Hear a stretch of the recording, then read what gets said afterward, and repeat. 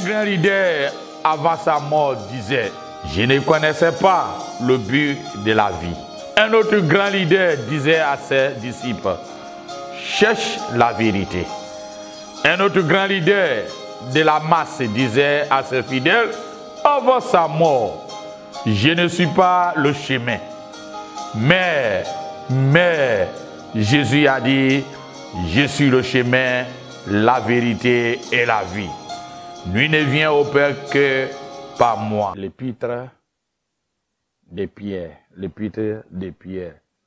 Cette fois-ci, nous allons aborder le deuxième épître de Pierre. Et j'ai toujours dit que les épîtres ou les lettres qui étaient écrites toujours pour résoudre à des problèmes spécifiques. À des problèmes spécifiques.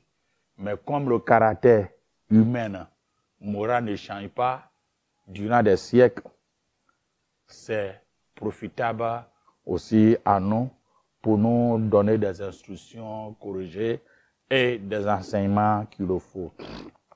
Lisons verset 1 de deuxième épître de l'apôtre Paul, apôtre Pierre, qui dit ceci. Simon Pierre, serviteur et apôtre de Jésus-Christ, à ceux qui ont reçu en partage une foi du même prix que la nôtre, par la justice de notre Dieu et le Sauveur Jésus-Christ. Le Sauveur Jésus-Christ. Je vais jusqu'à verset 3. Que la grâce et la paix vous soient multipliées par la connaissance de Dieu et de notre Seigneur Jésus. Comme sa divine puissance nous a donné tout ce qui contribue à la vie et à la piété, au moyen de la connaissance de celui qui nous a appelés par sa propre gloire et sa vertu. Au deuxième épître de Pierre.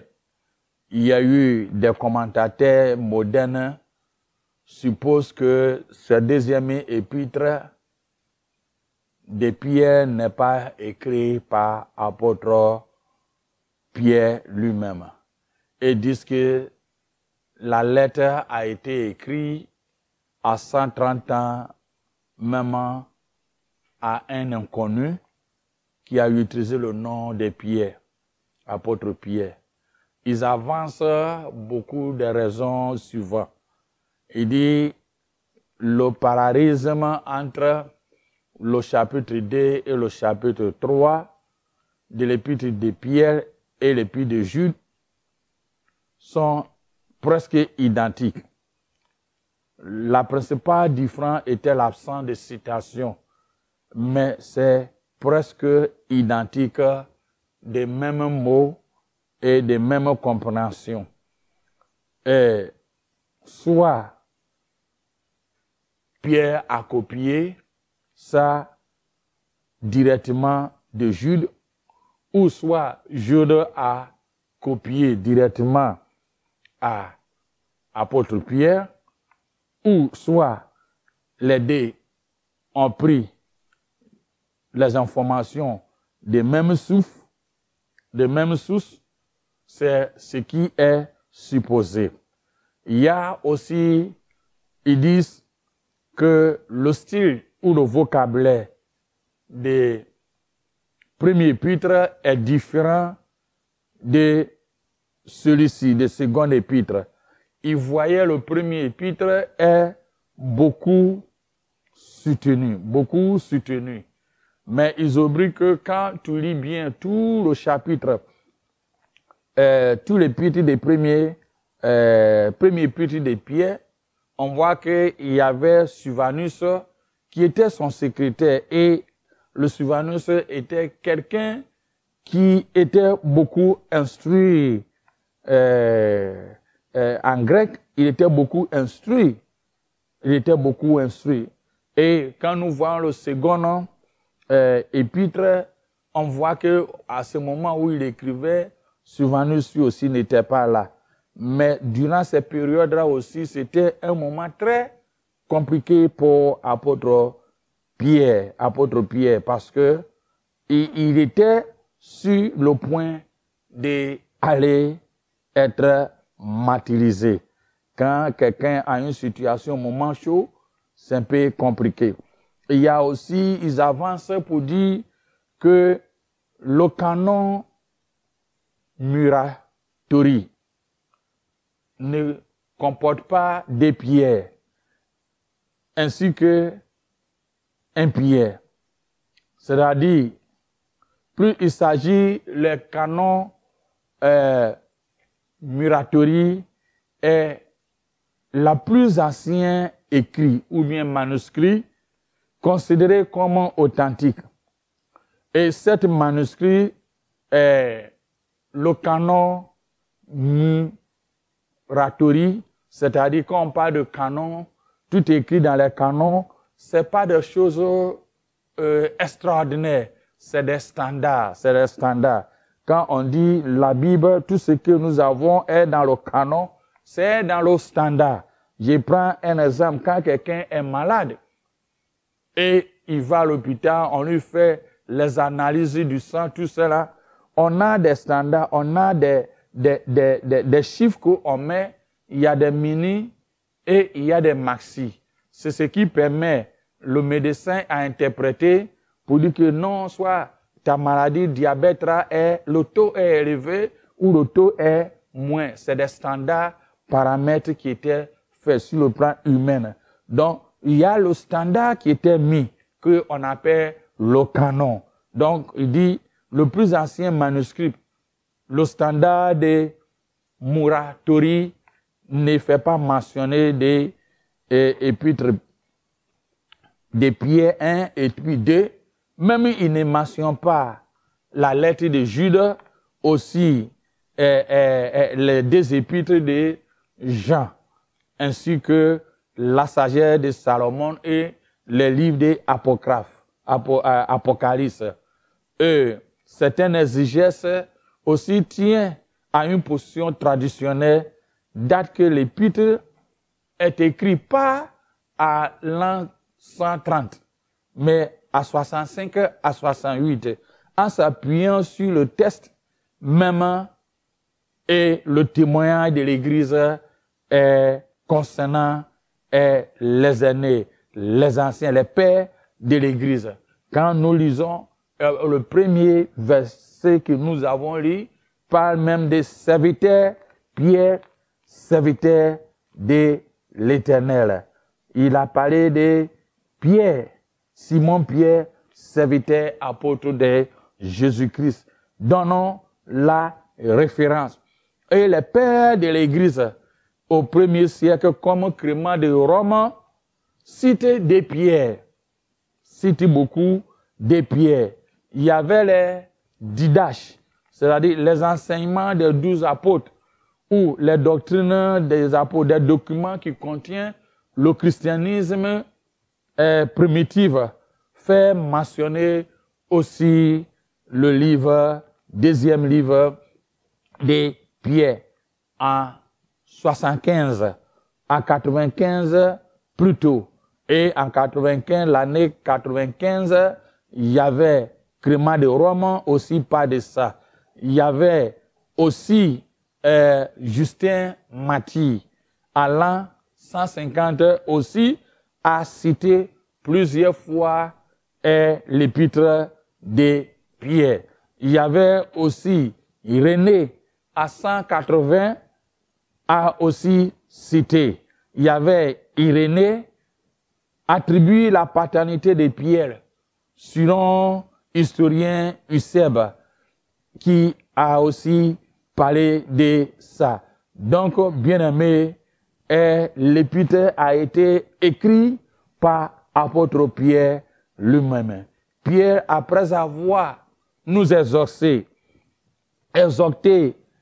les églises de tenir fermement dans les épreuves et dans la persécution, dans sa première épître, dans la première épître, il nous a exhortés de tenir ferme, de tenir bon à la persécution, comme j'avais expliqué, ou que la persécution fait partie de l'Église, fait partie de ceux qui sont appelés à marcher avec Christ. Et que Christ a dit, ce qui est arrivé au bois vert arrivera au bois sec. Arrivera au bois sec. Donc, et quand nous partons à l'église et nous sommes enfants de Dieu ne veut pas dire chrétien, ou on va à l'église ne veut pas dire chrétienté égale richesse, égale voyage à Paris, égale mariage, égale l'argent, égale santé. Mais tu peux en avoir ou tu peux ne pas avoir, mais ce n'est pas ça.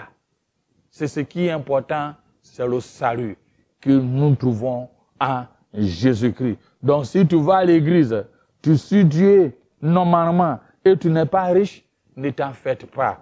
Ne t'en faites pas. Ne suis pas des gens. Et j'avais aussi parlé que durant des siècles, avant même la naissance de notre Seigneur Jésus, tous ceux qu'on les appelle les prophètes ont passé dans des persécutions. Et on les appelle des gens controversés. Parce que ce qu'ils disent est tellement, n'est pas bon pour nos oreilles d'entendre. Parce que les gens veulent attendre ce que peut conforter leur corps. Mais ce qu'ils disaient était tout à fait le contraire. Même dans le Nouveau Testament aussi, c'était pareil. Donc j'avais dit que si Christ nous a dit que ce qui est arrivé au bois vert arrivera au bois sec, et ceci est arrivé et ce qu'on les appelle les prophètes et consorts, et j'ai dit, si tu es un prophète et la masse te suit normalement et la masse t'applaudit et il t'aime beaucoup, sache que toi et le diable, vous êtes sur la même voie. Vous êtes sur la même voie. Ceux qui opèrent avec la divination, magie, sont des gens de la même voie. Parce que les prophètes ne caressent pas le péché. Ils caressent. Ils sont audacieux. Mais ils orientent des gens. Et ils les appellent à la repentance. Mais ils ne sont pas aussi des gens qui divisent. Et si, dans l'Ancien Testament jusqu'à le Nouveau, et au temps de Jésus, et toutes ces choses-là, tout ce qui vous appelle pour dire, c'est ta maman ou ton papa est sorcier, sache que lui-même, il est le sorcier numéro 1. Jésus est venu pour construire, pas pour détruire. Pierre, après avoir nous exhorté, il nous a exhorté que tenez ferme dans l'épreuve et la persécution. Le péché, on le mate. Le diable, on le mate. On ne le caresse pas. La sorcellerie, on les mate. Et on les fait partir. Jésus n'a pas pris tout son temps à dialoguer avec des démons. Aujourd'hui, les démons divisent les gens. Quel est ton nom? Il dit des choses, il dit des choses. Et puis, les chrétiens affirment et ils aiment ça beaucoup par rapport à la parole de Dieu. Alors que qu'est-ce que la parole de Dieu nous dit? Le diable, c'est le menteur numéro 1, le père de mensonges. Il est lui-même, il est habillé du mensonge et le menteur. Donc quand un démon est en train de sortir, et il vous dit tout ce qu'il est en train de dire, la gens dit, s'il a dit cela, ah non, c'est maman, oh, c'est là. Il est venu pour diviser, il est venu pour tuer. Et beaucoup d'hommes de Dieu croient à ça. Quand la fétiche ou les démons, ils les interrogent et puis ils disent des choses, ça devient, je peux dire même les premiers Bibles, et tout le monde adhère ça par rapport. Mais ils oublient que ce qu'il dit, il y a demi-vérité dedans. Il faut les mater. Il ne faut pas les faire diviser des gens. Il ne faut pas les faire croire. Parce que l'ennemi, c'est un menteur. Il est venu diviser. Après avoir dit tout ce qu'il a dit, le frère ou la sœur va à la maison et voit 2 fois. Il voit son mari, c'est lui. Il voit sa femme, c'est elle. l'ennemi est venu détruire. C'est un menteur. Et si tu es un homme de Dieu, tu crois à ce que le fétiche ou bien les démons disent, sache que toi, le démon, vous êtes dans la même voie. C'est un menteur. Il faut reprendre avec demi-mesure, demi-vérité. Et tu les mates. Le diable, on le mate. On le mate avec la parole de Dieu. Comme ange Michel a dit à Satan que le Seigneur te réprimande. Laisse-moi le corps de Moïse. On ne discute pas trop. Il dit, enseigne les gens. Sache que ce qu'il dit est demi-vérité. Et Pierre a pris son temps. Dans le deuxième épître, on nous a dit que dans les derniers temps, il nous a fait comprendre dans son épître qu'il dévoie certaines doctrines qu'il revoit anomalies auxquelles l'Église ou les églises doivent faire attention. Dans ce deuxième épître, il dévoie certaines doctrines, c'est-à-dire certaines croyances et certaines anomalies auxquelles les églises doivent faire attention. Dans 2 Pierre chapitre 2, versets 1 à 3, il a dit qu'il y a parmi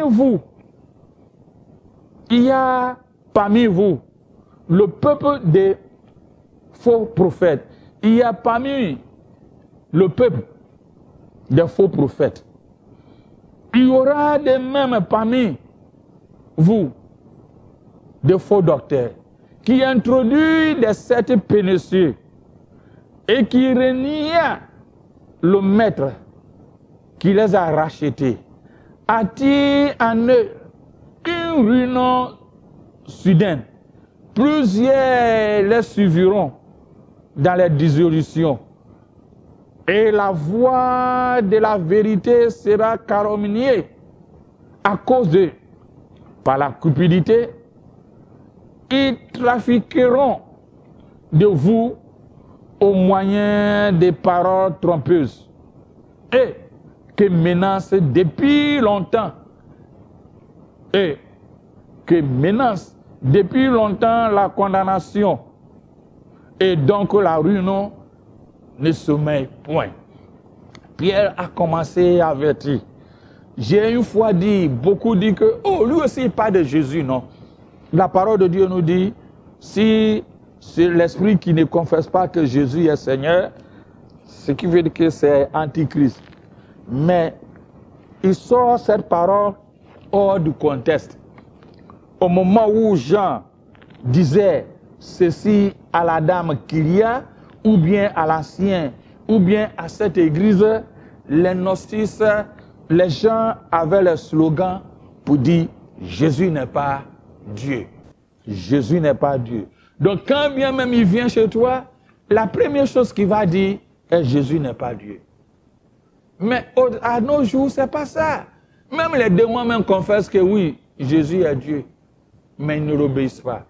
Donc c'est pas parce que la personne dit Jésus, Jésus, ce qui veut dire qu'il est dans la bonne voie. Faites très attention. Faites très attention. Il a parlé des faux docteurs, des faux prophètes. Certains des propos sont très justes. Mais il y a certains passages où certains enseignants qui refusent. Il met les faux enseignants, met des paroles dans certains ingrédients et en ajoutant ce que la parole de Dieu dit. Il choisit ce qu'il croit. Par exemple, Dieu est amour pour que les gens ne puissent pas aller à l'enfer. C'était dit au moment où les prophètes prêchaient, Israël, si vous ne détournez pas de vos voies, vous allez partir, les Assyriens, vous allez partir en exil, en captivité, au sud. Faites de même. Les prophètes étaient dit, oh, Dieu est trop amour. Dieu est dans nos pères là. Il nous a fait venir ici. Non, il ne peut pas nous châtier de la même manière. Jusqu'à au temps même de, comme on appelle, de Jérémie, les gens même disaient, mais Jérémie, mais il dit de n'importe quoi. Est-ce qu'on ne peut pas le tuer? Lorsque nous lisons Jérémie qui a pu dire, est-ce qu'on ne peut pas le tuer? D'ailleurs, même si on le tue, est-ce que Dieu ne veut pas parler? Toujours, nous sommes les croches, les Babyloniens vont venir, les Babyloniens. Dieu est trop amour pour nous détruire. Il aime tout le monde. Aujourd'hui, on prêchait de la même manière. Au moment où il parlait de ça, à la fin de cause, ils étaient partis en exil. Il dit, fais ce que ne fais pas ce que j'ai fait, mais ce que j'ai dit, pratiquez-le. Il y a d'autres qui disent, non, je suis là, il n'est pas Dieu. Il a eu son baptême, il était devenu Dieu au moment du baptême des gens, où la colonne était venue sur ça. Mais dans la Gethsémane, l'esprit était parti aussi. Donc, il n'est pas Dieu. Tu vois. Et il y a d'autres aussi qui disent, non, tu sais, on dit Jésus est le chemin. Mais et les autres? Il n'a qu'un seul chemin. Il y a plusieurs aussi. Alors, comment des milliers de personnes qui ne connaissent pas Jésus peuvent aller à l'enfer? Hein, toi-même, il faut voir. Il faut voir. Donc, il y a des gens qui disent bien bon des choses. Ils sont bons aussi. C'est comme quand Israël est sorti d'Égypte. Et Dieu dit, chassez les gens à Canaan. Il y a les nations qui étaient là, les tribus. Il dit, non, mais Dieu dit de faire ça. Il y a d'autres tribus qui étaient bons. Ils ne sont pas des gens méchants. On peut quand même cohabiter. Au finish, à la fin, c'est les nations cananéennes là qui a chassé. Il y avait des tribus comme Dan et certains qui ont disparu même avant même qu'on les a chassés de leur propre territoire. Bien aimé, ce que Dieu nous dit de le faire, fais-le. Fais-le. Fais-le. Fais-le. Et que nous sachions. Comme j'ai dit, plusieurs églises niaient même la divinité de Christ. Comme les témoins de Jéhovah, les catholicismes romains libéral. Je dis bien catholicisme romain libéral. L'église universalisme. Les mormonistes, même les protestantisme néo-orthodoxe. Aujourd'hui, renie le Christ comme certains soi-disant prophètes contemporains. Il y a eu tellement de choses qui se passent dans nos jours. Pierre ajoute, à cause de eux, la voie de la vérité sera discréditée. Dans le premier temps du christianisme, on connaît la foi chrétienne. La voie de la vérité est une référence à la saine doctrine et à la proclamation de la bonne nouvelle en Jésus-Christ, lorsque nous voyons Actes chapitre 9 et Actes chapitre 15.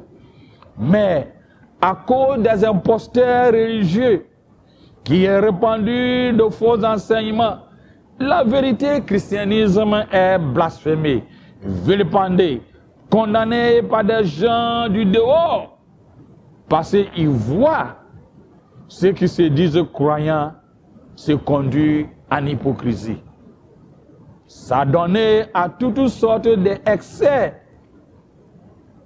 qui vont des libertinages au légarisme, plus à l'extrême ou au strict accompagnement d'attitude que le message de la vérité soit s'y prend mal ou rejeté, que le commun des mortels disent. Si c'est ça, le christianisme, je ne le veux pas.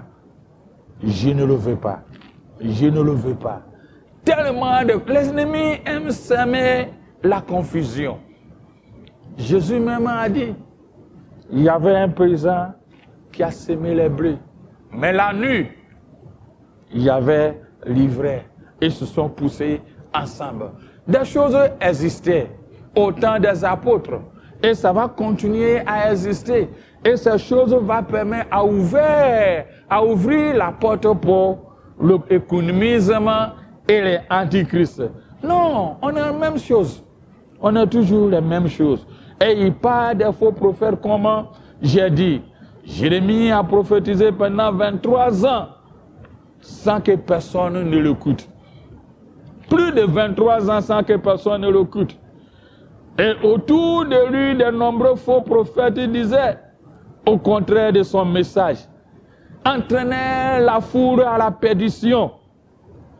Ce qui est la voie du mensonge, ce qui est des choses terrestres, ce qui manque de la piété, ce qui manque de la sainteté.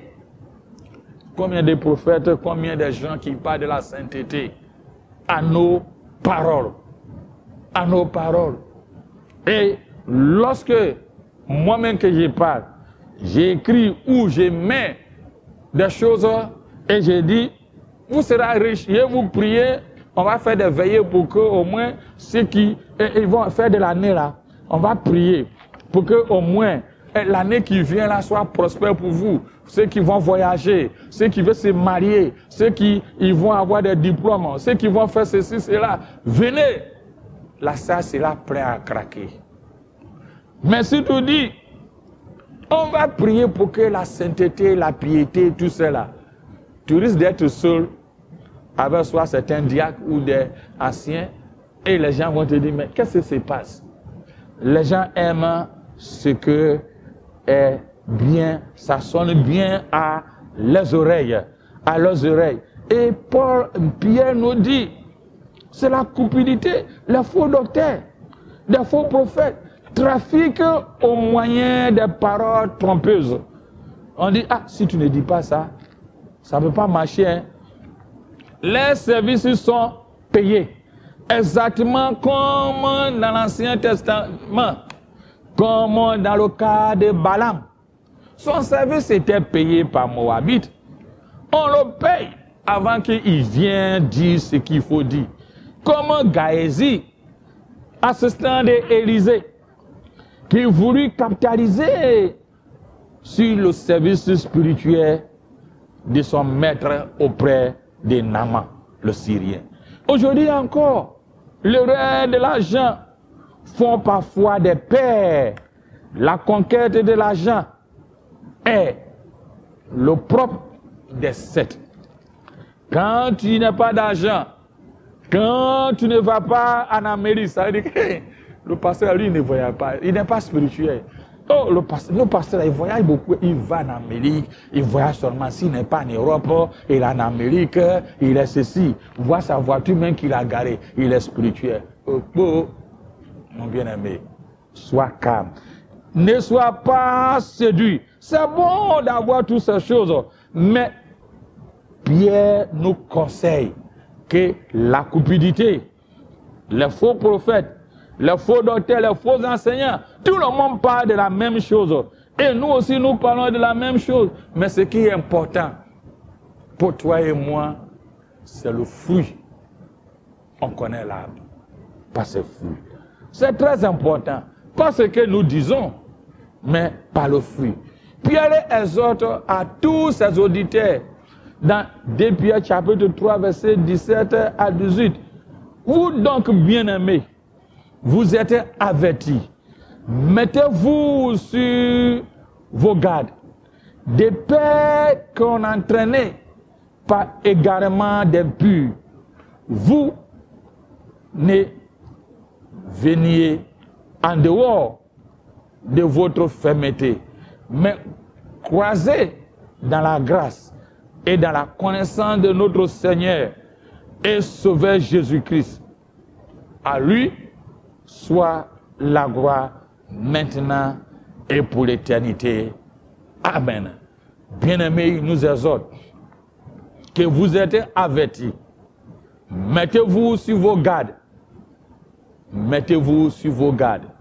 C'est très important pour toi et moi que nous nous mettons sur nos gardes.